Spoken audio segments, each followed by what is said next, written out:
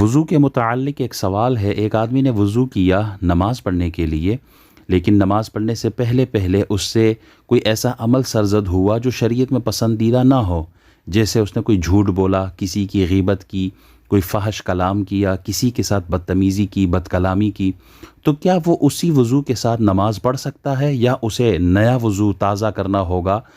تو اس کا جواب یہ ہے کہ فقہی طور پر تو وضو قائم ہے اور اس سے وہ نماز پڑھ سکتا ہے، نماز ادا ہو جائے گی، لیکن نماز کی ایک خاص روحانیت ہوتی ہے، نورانیت ہوتی ہے۔ نماز پڑھنے پر ایک خاص اجر اور ثواب ملتا ہے اور برکت حاصل ہوتی ہے۔ وہ اس عمل کی وجہ سے، فحش کلام، غیبت، جھوٹ، اس عمل کی وجہ سے وہ نورانیت، وہ برکت، وہ اجر و ثواب حاصل نہیں کر سکے گا۔ لہٰذا افضل اور بہتر یہی ہے، مستحب یہی ہے کہ وہ دوبارہ نیا تازہ وضو کر کے اپنی عبادت کو مکمل کرے۔ اور جو گناہ اس نے کیا ہے، جیسے کسی کی غیبت کی ہے، جھوٹ بولا ہے، تو اس کا ایک اثر ہوتا ہے اس گناہ کا، وہ ایک نحوست ہوتی ہے۔ اس کو زائل کرنے کے لیے، اس نحوست سے بچنے کے لیے اللہ کے حضور سچے دل سے توبہ کرے۔